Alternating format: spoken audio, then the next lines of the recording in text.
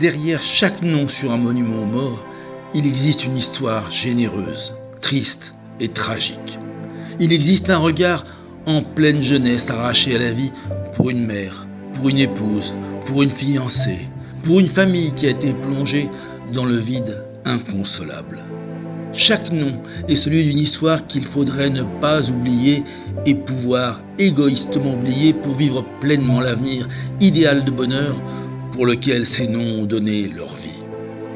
Ce visage juvénile que la technique nous rend au monde des vivants est celui de Jacques Houdin, parti rejoindre l'éternité des malheurs de la guerre à 23 ans. Sa famille a autorisé à diffuser le témoignage exemplaire de sa trop courte existence, faite de l'amour universel qui a conduit au sacrifice des morts pour la France, dont nous sommes tous redevables.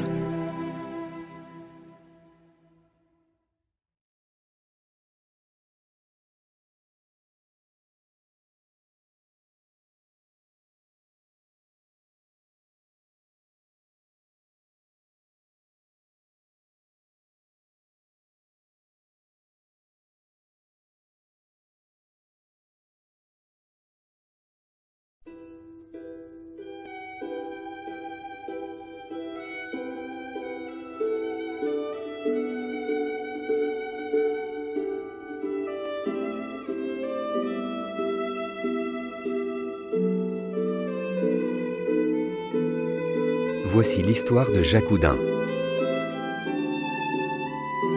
L'histoire de Jacques Houdin, c'est une page de l'histoire de France.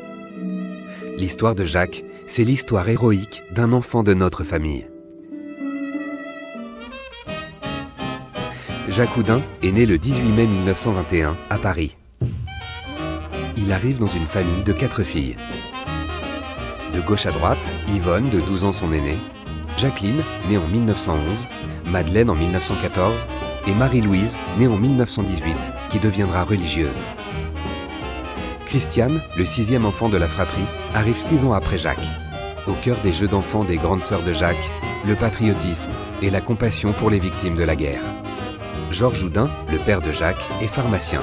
Il possède un laboratoire dont la petite usine se situe à Metz, dans l'Essonne, à 60 km au sud-est de Paris. Jacques passe son enfance rue Rubens, dans le 13e arrondissement de Paris. Sa mère, Germaine Houdin, éduque ses 6 enfants avec exigence dans la foi catholique. Tout petit, Jacques a déjà beaucoup d'esprit. Il aime rire et faire rire. Il trouve aisément sa place parmi ses sœurs. Scoutisme, échange avec Walter, un correspondant allemand. Dans les années 30, Jacques grandit avec les activités des jeunes de son âge. Mais un grave événement va bouleverser la France et la vie de cette jolie famille. En 1939, l'Allemagne nazie déclare la guerre à la France. La famille Houdin quitte alors Paris pour se loger à Metz, dans la maison appelée La Lorraine. Jacques a 18 ans quand la guerre éclate. Il est en train de préparer son bac. Il pourrait rester lycéen. Mais il décide de s'engager volontairement dans l'armée. Jacques est envoyé dans une caserne d'artillerie à Caluire, près de Lyon. Les jeunes recrues du 405e régiment de DCA sont très enthousiastes. Mais les armes manquent à la France. Les conditions matérielles des casernes sont très insuffisantes. Ces camps seront bombardés les uns après les autres. Le 14 juin 40, le camp de Jacques près de Chartres est évacué. C'est la débâcle. La France est battue. C'est l'exode. l'Allemagne nazie d'Hitler va dominer la France, avec la collaboration du gouvernement du maréchal Pétain à Vichy. C'est l'occupation. La majeure partie du pays, dont Paris, est occupée par les Allemands. Metz se trouve en zone occupée, figurée en jaune sur la carte.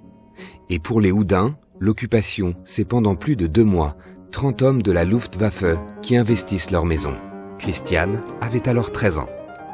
Ah ben alors ça l'occupation de Metz, on a été en exode, en juin 40, on est parti sur les routes comme tout le monde, puis on est revenu, et la maison était pleine d'Allemands. Et donc papa parlant allemand a pu récupérer un petit 2 pièces, oui 2 pièces, où on était Marie-Louise, grand-mère, papa, maman, Marie-Louise et moi. Alors papa parlait allemand, ils aimaient assez, et ils volaient, que je t'ai raconté qu'il allait voler son vin, tu sais, dans la cave. Bon, on récupérait les tapis d'Orient pendant qu'ils étaient tous en train de faire la paix. Donc on se cœur battant. Bon. Bon, c'était quand même un peu pénible, quand même, parce que tu te représentes l'ennemi chez soi. Et c'est Jacques est revenu, à Metz, les Allemands étant là. Jacques est revenu à Metz le 14 août 40.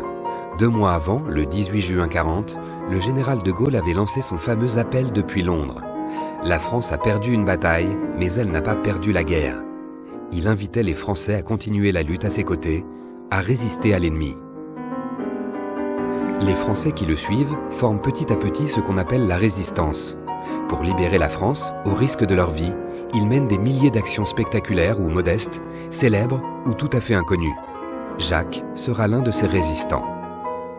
Mais pour l'instant, en cette rentrée 1940, c'est au lycée Louis-le-Grand à Paris que Jacques retourne pour suivre la classe du célèbre philosophe et journaliste Armand Cuvillier, qui dira de son élève « Il avait un esprit clair, une manière directe d'aborder les questions qui révélaient un caractère droit ».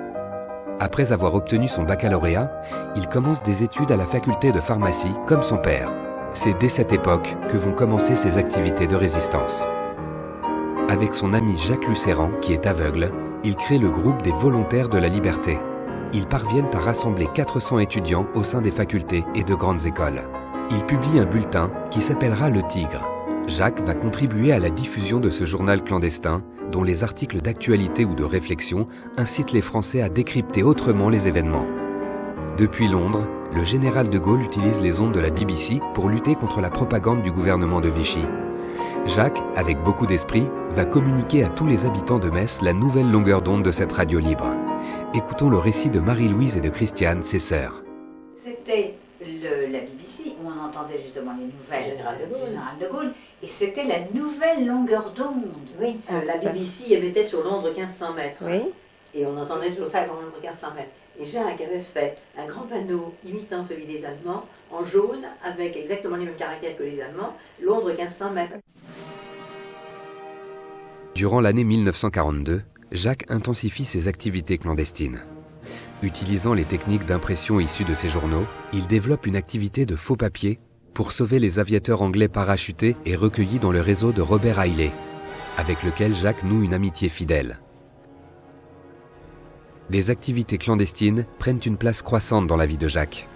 Vers la fin 42, avec l'accord de son père, il interrompt ses études pour se consacrer totalement à la résistance. Début 1943, le service du travail obligatoire réquisitionne pour l'Allemagne les Français de 23 à 25 ans. Ne s'étant pas présenté à l'appel, Jacques est recherché. Il habite alors une chambre de bonne au 54 de la rue Bonaparte, dans le même immeuble que sa sœur Madeleine. Résister complexifie beaucoup la vie de Jacques et de ses proches. Madeleine raconte comment il échappe à sa première arrestation. Les jeunes gens de son âge devaient partir en Allemagne pour remplacer les prisonniers, enfin soi-disant. On leur demandait pour le travail obligatoire, le service, c'était le service du travail obligatoire. Alors lui, il ne voulait pas y aller parce qu'il fallait se faire pointer tout ça, il se faisait pas pointer. Mais les commissariats avaient quand même les listes et les adresses. Et alors, comme Jacques Houdin ne s'était pas présenté pour la relève du STO, ils sont venus le chercher un 1er mars 1943. Alors, on est venu le chercher. Alors, la police française est venue à notre appartement, au second étage.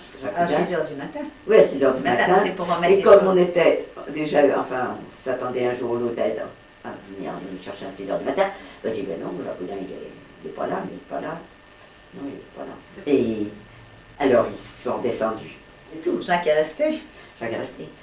Alors, je ne sais pas s'il est descendu, enfin, il est venu, mais qu'est-ce qu'on va faire? Ils attendaient au café en face. Alors, au lieu de partir par la porte, remarque, c'est pas marqué Jacques Houdin dessus. Alors, il est parti en sautant dans la cour de l'immeuble. Et dans l'immeuble, il est sorti par la rue de Rennes. Tu vois la rue Bonaparte? Oui, entre les deux. Entre les deux. L'immeuble de Alors, Neuf, les deux. Alors, ils sont par la rue de Rennes. Elle a sauté donc, et vous étiez quand même au second.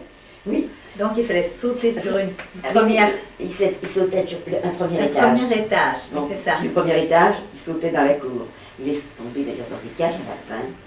Et alors on a entendu la concierge qui dit, qu'est-ce qu'on a fait dans mes lapins? Bon, mais le lapin, il était parti. Très actif et très efficace, Jacques est alors contacté par Philippe Vianney, qui dirige le célèbre réseau de résistance Défense de la France. Sans verser dans l'action militaire, ce réseau imprime et diffuse le journal du même nom. Tiré à la Renéo à ses débuts, il sera le journal clandestin le plus diffusé au moment de la Libération, avec 450 000 exemplaires, et deviendra France Soir. Dans ce réseau, Jacques, alias Jean-Jacques Orégui, est chargé d'imprimer les journaux, de les acheminer dans les gares, de les diffuser le plus largement possible. Ce journal fait connaître les actions des résistants, dénonce les déportations, alarme sur les risques de la collaboration. Prenant tous les risques, le jour du 14 juillet 1943, il distribue lui-même ses journaux dans le métro, sous les yeux de la police, qui l'arrête. Interrogé, il arrive à convaincre les policiers en exaltant leur patriotisme et il est relâché. Le voilà épargné de l'emprisonnement pour la deuxième fois. Pour l'activité de défense de la France, la librairie de Madame Wagner, rue Bonaparte, est une plaque tournante efficace. Le 20 juillet 1943, informé par un agent double du nom de Marongin, la Gestapo monte une terrible souricière pour arrêter Jacques et pour décimer le réseau. 50 membres de défense de la France seront arrêtés lors de ce coup de filet. Jacques, prévenu, parvient à éviter une arrestation pour la 3e fois. Bien qu'il ait échappé au piège, les risques grandissent pour lui et sa famille. À partir de cette période, Jacques va vivre traqué, recherché, poursuivi, menacé. Et il devra aller de cachette en cachette pour échapper à la Gestapo, la police d'Hitler, tristement connue pour sa cruauté. N'ayant pu se saisir de Jacques à la librairie Wagner, la Gestapo décide alors de faire pression sur lui au moyen de sa famille. Elle vient arrêter ses parents et sa jeune sœur Christiane, alors âgée de 16 ans. Me revoir, c'était dans la chambre bleue, tu sais, de Jacqueline, dite de Jacqueline. Oui, la chambre sur la- Alors je me revois, j'étais couchée dans mon lit, et j'ai entendu taper à la porte Oui, ça- devant. Bon, surtout qu'on savait bien qu'effectivement il y avait des arrestations. Puis alors, tout d'un coup la porte s'est ouverte. Ah mais il y a quelqu'un ici, la mienne. Eh bien il faut vous lever, il faut vous habiller. Et alors pendant ce temps-là, maman a habillé les deux petits en disant, vous n'avez pas vu l'oncle Jacques depuis la prise d'habit de tante Vivi. C'était vrai. C'était pas vrai. C'était un peu vrai. Oh. Oui, c'était vrai. Enfin, il fallait que tout le monde se mette d'accord sur la date. C'était la dernière fois qu'on l'avait vu, après on ne savait pas. Et alors donc, on a été emmenés à 7h du matin de Metz dans des voitures noires, des tractions avant noires, hein, des tractions avant d'occupation et de la police. Christiane restera 15 jours à la prison de Fresnes, comme l'atteste ce certificat de détention. Ses parents, près de 3 mois. Des petites lettres de quelques centimètres carrés, écrites depuis la prison par Germaine à ses enfants, existent encore. Ma criquette chérie, votre séjour à Metz s'allonge. Comme le temps semble long, que c'est dur. On s'habitue difficilement à cette vie. Fin octobre 43, Jacques ne s'est toujours pas manifesté auprès de sa famille. La Gestapo lui tend alors un autre piège en relâchant ses parents qui quittent la prison de Fresnes. Mais Jacques ne réapparaît toujours pas parmi les siens, malgré la joie et le soulagement qu'a bien dû lui apporter cette nouvelle. Car en effet, Jacques était très attaché à sa famille. Dans une lettre retrouvée dans l'une de ses planques, Jacques écrivait « Ma chère maman, je ne peux pas laisser passer la fête de toutes les mères sans te redire ce soir combien je t'aime. Aujourd'hui, plus qu'un autre jour, je remercie le ciel de m'avoir donné une maman aussi belle et aussi bonne, si compréhensive, surtout pour un fils qui, grâce à elle, participe à une vie dont nous sortirons plus grands et plus heureux. Ma chère petite maman, plus que n'importe quel jour, j'ai ressenti ce soir combien mon amour pour toi est profond. Ton Jacques. Perdant le fil de ses cavales et de ses planques, la famille ne voit plus Jacques. La dernière fois fut en novembre 43. C'était à côté de Pleyel. Il m'a dépassé et je ne l'ai même pas regardé. Enfin, il me dit, est-ce que tu es suivi? Alors j'ai dit, je pense pas. Et enfin, sans le regarder, tu vois. Ben écoute, alors tu me suis. Bon.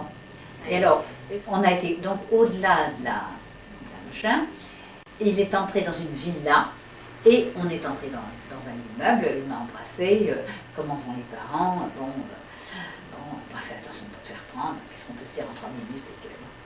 Et puis alors, on s'est quitté. Bon, est-ce qu'il est parti le premier? Est-ce que je suis partie la première? Enfin, pour que si par hasard, c'était tout. La tête de Jacques est finalement mise à prix par la Gestapo. Et c'est pour de l'argent qu'il sera une dernière fois trahi. Louis Martin, du réseau Défense de la France, raconte. Le 30 janvier 1944, Jacques m'avait donné rendez-vous à 21h sur la place du métro Convention. Malheureusement, le matin même, j'ai été arrêté à mon domicile. Et lors de sa fouille, la police s'est emparée du programme de mes rendez-vous, dont celui du soir avec Jacques. Le soir, 3 agents de la Gestapo, un Allemand et un couple de Français, m'amènent au métro Convention. Ils me déposent en queue de train, alors qu'ils vont se cacher en tête de quai. Je suis menotté, mais mon manteau cache mes mains. À 22h10, Jacques et Charles Bernard, alias Actu, un agent du journal Combat, descendent du métro. Je leur ai dit « Je suis arrêté. Actu, toi qui es toujours armé, tire sur les 3 types qui arrivent. Ils sont de la Gestapo. » Actu ne réagit pas. Il laisse s'approcher les 3 personnages. C'était un agent double. Jacques est arrêté. Il va alors être affreusement torturé par la Gestapo qui veut obtenir de lui des renseignements. Il est passé 15 heures de suite à la baignoire, aveuglé de lumière pendant 48 heures, battu jusqu'à perdre connaissance. Mais durant tous ces interrogatoires, Jacques ne lâchera aucune information. C'est par Pierre Marandas, le beau-frère de Jacques, que sa famille apprendra ces ignobles tortures. Dentiste rue Bonaparte, suspecté de faire transiter des informations lors de ses rendez-vous, il est arrêté et incarcéré à Fresnes. Son épouse Madeleine raconte. Puis alors Pierre, 8 jours après, est revenu. Il avait été dans une cellule avec un gars qui avait été dans la cellule de Jacques. Et donc c'est ce Roberti. Il est allé raconter à Pierre, oh j'étais dans une cellule avec un gars, qui avait été esquinté, pauvre petit. Son père faisait de l'industrie pharmaceutique. Quoi? Oui. C'était Jacques qui avait été dans la cellule de Roberti. Et alors quand Pierre est sorti, il dit, bah oui, Jacques a été arrêté, Jacques est encore en prison, Jacques a été très mal mené. Mais c'est dans ce parterre, au bout d'un mois, qu'on a su que Jacques avait été arrêté. Le 10e jour, pour ne pas parler, Jacques tente de se suicider en passant un fil de fer autour de son cou. Et il tombe dans le coma. Les Allemands le réaniment. Comprenant qu'ils ne tireront rien de lui, ils décident de le déporter vers un camp de la mort. En prison à Royalieu, près de Compiègne, avant d'être déporté, Jacques parvient à écrire une dernière lettre à sa famille, le 2 avril 1944. « Ma chère maman, mon cher papa, en ce soir des rameaux, je prends le crayon quand même pour vous dire dans le silence de cette captivité combien mon affection pour vous est grande. Je pars sans doute pour l'Allemagne cette semaine. Ne vous désespérez pas. Dites-vous que le plus mauvais est maintenant passé. La pensée de vous tous me fait vivre. J'assiste à la messe presque chaque matin. Je demande à Dieu de soulager votre peine, vous qui m'aimez tant. Physiquement, je vais mieux. Je me fais à la captivité avec une espérance farouche, une affection immense pour vous, et je ne suis pas malheureux. Ayez confiance, comme vous avez eu confiance jusqu'ici. Bientôt nous nous retrouverons, très bientôt même. Je vous embrasse, cher papa, chère maman, je vous aime et vous demande pardon. Bon baiser aux sœurs, beaux-frères, neveux, nièces. Je vous aime tous beaucoup. C'est par un assemblage minutieux de témoignages successifs que la famille de Jacques réussira à retracer le trajet et l'horreur de son dernier voyage. D'abord grâce au résistant Pierre Musetta, qui fut avec lui de Fresnes à Buchenwald, en passant par Compiègne. Le convoi qui mène Pierre et Jacques en Allemagne compte 1566 prisonniers non-juifs et quitte Compiègne le 27 avril 1944. Il est surnommé le convoi des tatoués. Ainsi ont été marqués ceux qui étaient destinés au travail et non au four crématoire. Les informations de ces archives sont confortées par cette petite lettre, de source familiale, jetée au passage du train à la gare de Reims, le 28 avril 1944. C'est ainsi que la famille de Jacques est informée de son départ. Le convoi ira tout d'abord à Auschwitz, où Jacques restera 3 semaines avec ses compagnons d'infortune, sans doute à cause d'un manque de place à la destination finale de Buchenwald. À Auschwitz, les Allemands abattent chaque 10e déporté dénombré.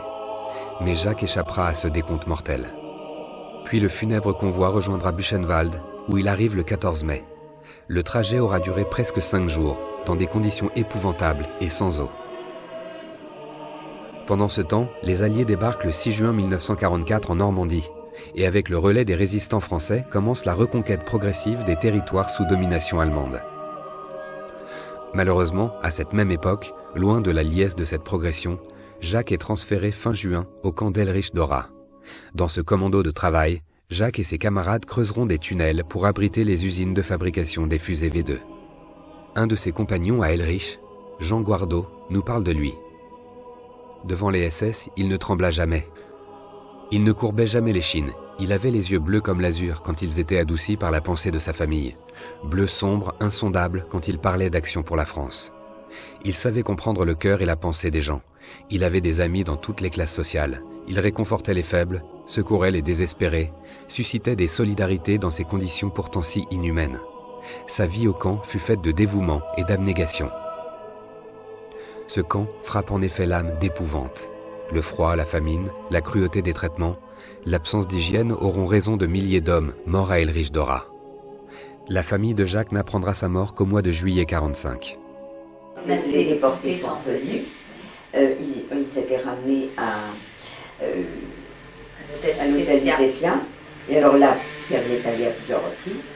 Alors, ils arrivaient à retrouver, il annonçait Jacques Houdin. Alors il y a un gars qui est venu dire, moi j'ai connu Jacques Houdin. Il est mort dans mes bras. Plus précisément, en effet, revenons en arrière, début avril 1945. Les armées de libération approchent enfin du camp d'Elrich-Dora et les Allemands décident d'évacuer les déportés par le train. Les détenus sont alors chargés dans des wagons à découvert où ils resteront 15 jours sans nourriture. Jacques, atteint de septicémie, mourant, sera épargné des coups de crosse des Allemands qui achevaient les agonisants, parce qu'un de ses amis le fait passer pour son frère. Jacques pourra alors rendre l'âme dans ses bras le 8 avril 1945 à 23h, aux lueurs de la liberté qui approche. Il murmura ces mots à son ami. « Préviens les miens et dis-leur que je meurs en chrétien. » Jacques Houdin n'avait pas 24 ans.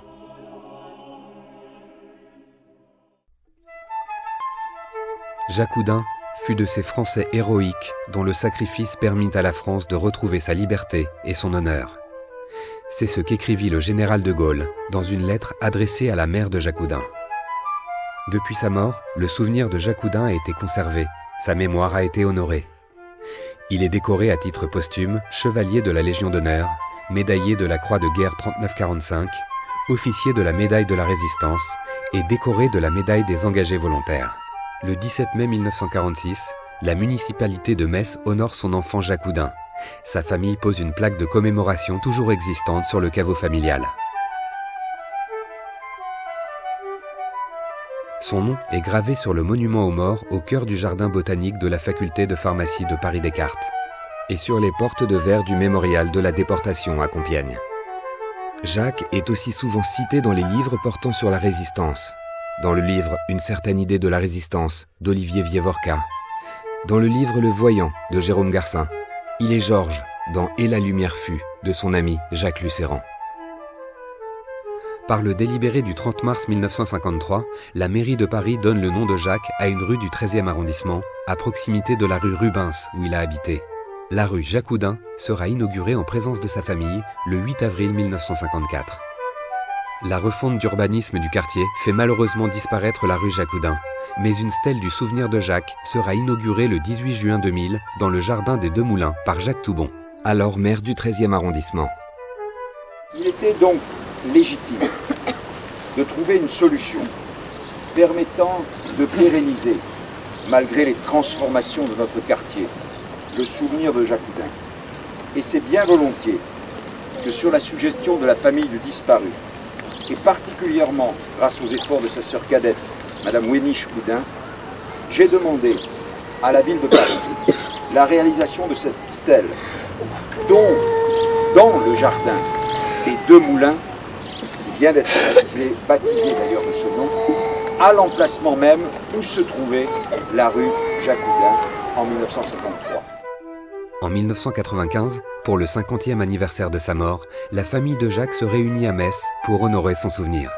Il y a eu un événement pour nous. Il se trouve que, au moment de l'arrestation de grand-père, de grand-mère, de Christiane, il y avait aussi Dominique et Alain. Et on a vécu ça. Jacques, j'étais si petit, et toi, si grand, si grand.